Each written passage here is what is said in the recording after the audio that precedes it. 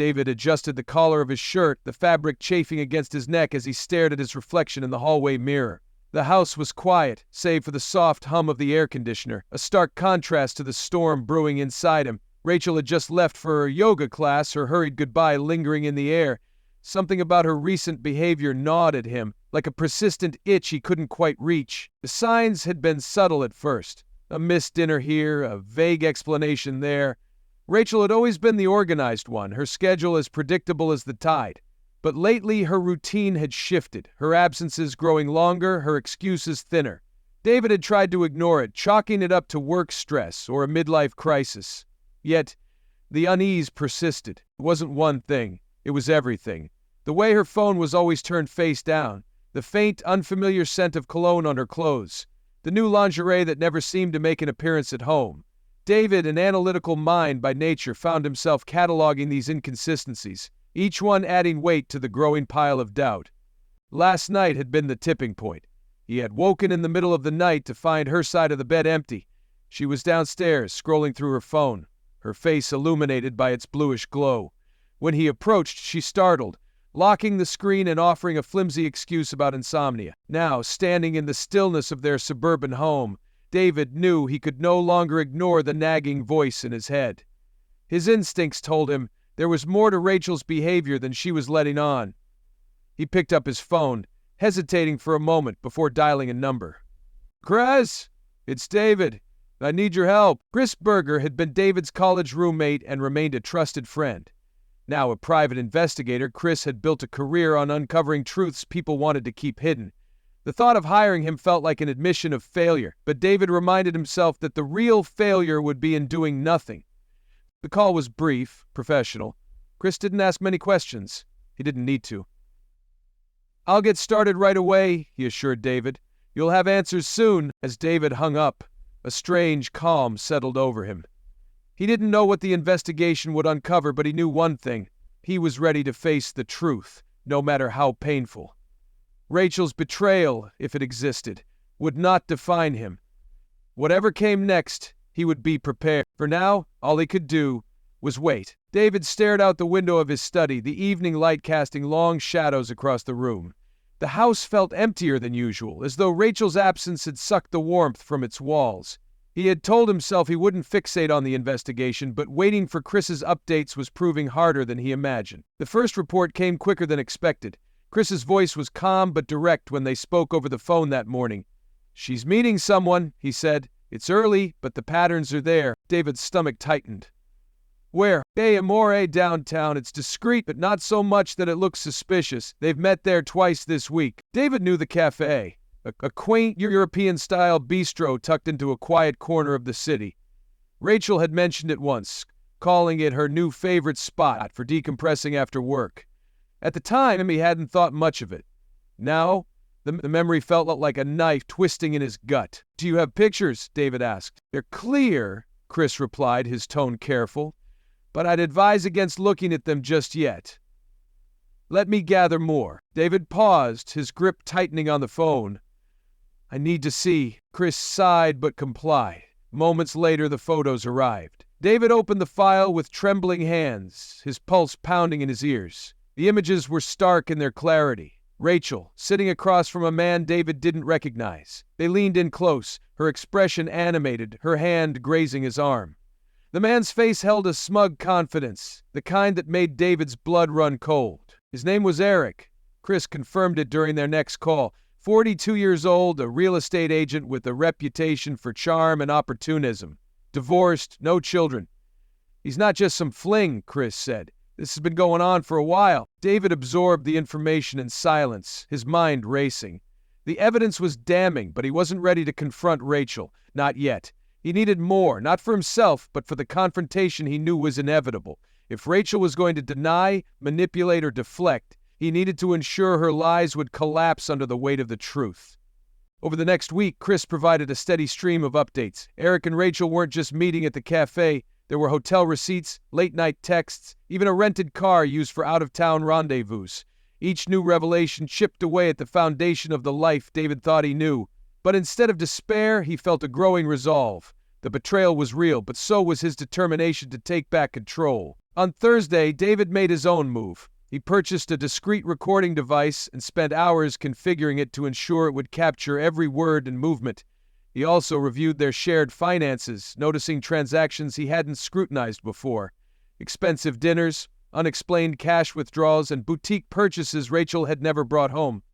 Each detail added another piece to the puzzle, another weapon in his arsenal. By the end of the week, David felt a shift within himself. The pain of Rachel's betrayal was still there, but it no longer defined him. Instead, it had crystallized into a quiet fury, a clarity that cut through the fog of his emotions. He would not let this destroy him. He would be ready when the time came to confront her, armed with the truth and unshaken in his resolve. For now, though, he waited, biding his time as the pieces of his plan fell into place. The tension in the Sullivan household was palpable, a silent undercurrent that tainted even the most mundane interactions. Rachel's movements became more deliberate, her laughter more forced. David noticed everything, the slight hesitation when she kissed him goodbye, the way she checked her phone more often, shielding the screen when he walked into the room. If she felt his scrutiny, she didn't show it. David played his role well. He smiled when she recounted her day, nodded at her vague excuses for late meetings, and even suggested they plan a weekend getaway together. Rachel agreed with enthusiasm that felt hollow, her voice too bright, her eyes darting to her phone even as she spoke. By now, Chris's reports painted a damning picture. Rachel's affair wasn't just an emotional escape, it was a carefully orchestrated double life. David learned that Eric wasn't only meeting her at the cafe or the hotel, he had also joined her on shopping trips, helping her select items David was unknowingly funding. But David's patience held. He didn't confront Rachel, not yet. Instead, he focused on fortifying his plan. He installed the recording device in the living room, positioning it where it could capture her phone calls when she lounged on the couch, her favorite spot for unwinding. A second device went into her car, discreetly tucked beneath the dashboard. The recordings revealed a new layer of betrayal. Rachel's conversations with Eric were intimate and conspiratorial. They talked about their plans for the future, moving in together, using the financial cushion she would secure in the divorce. "He won't fight me on this," Rachel had said during one call. "David's too passive. He'll just want to get it over with." Eric's response, a chuckle dripping with arrogance, made David's jaw tighten. Beyond the emotional devastation, there was a practical element to Rachel's deceit. David uncovered transfers from their joint account to a separate one she had opened. The funds were modest at first, the small amounts he hadn't noticed.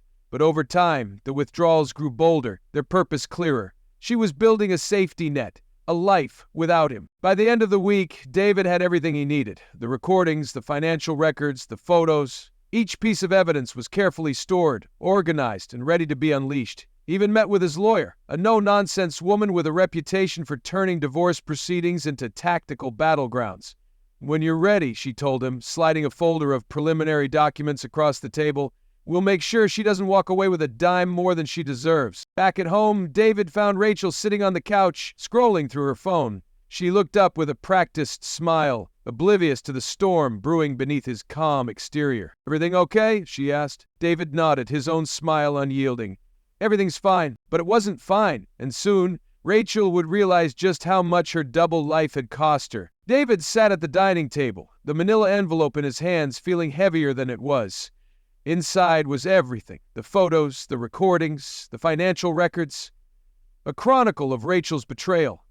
He had rehearsed this moment in his mind countless times over the past weeks.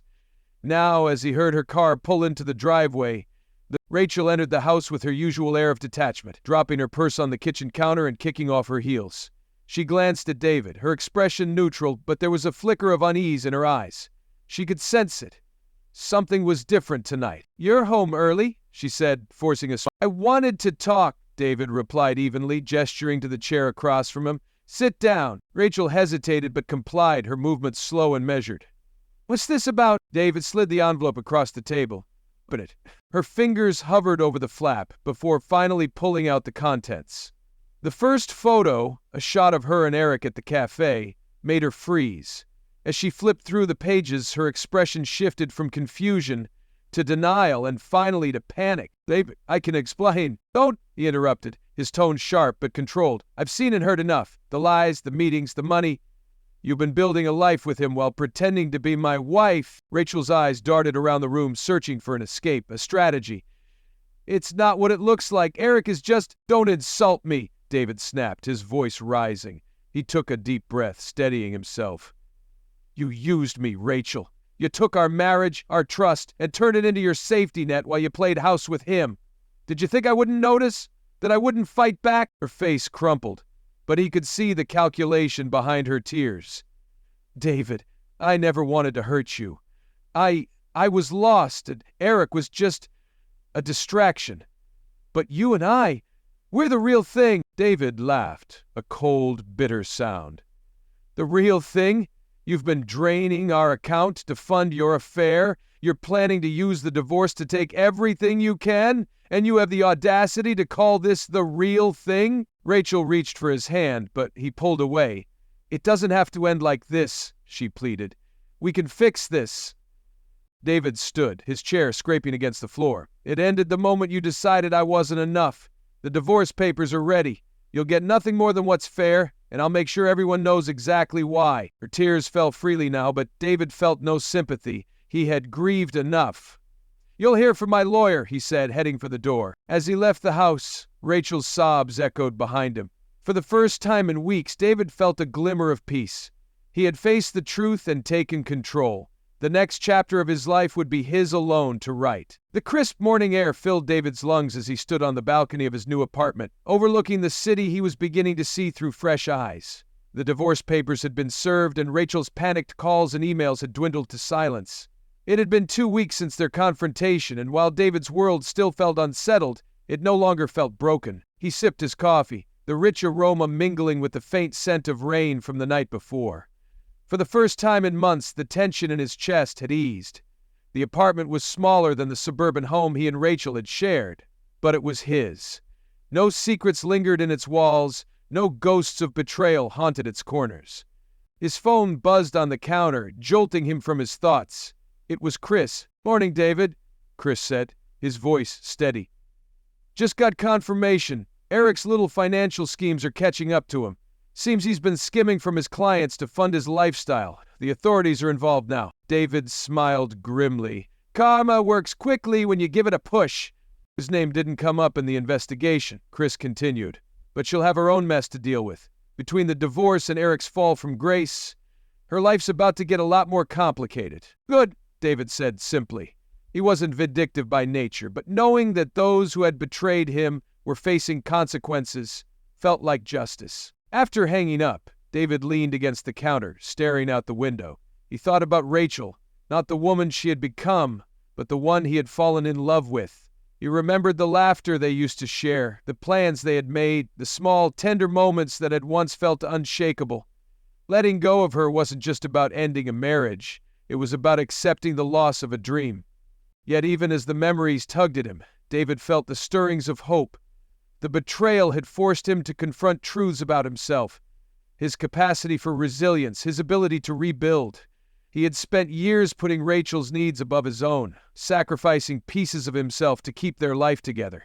Now, for the first time in a long while, he was asking what he wanted. He decided to start small. That afternoon, he went to a bookstore he hadn't visited in years, wandering through the aisles without any agenda.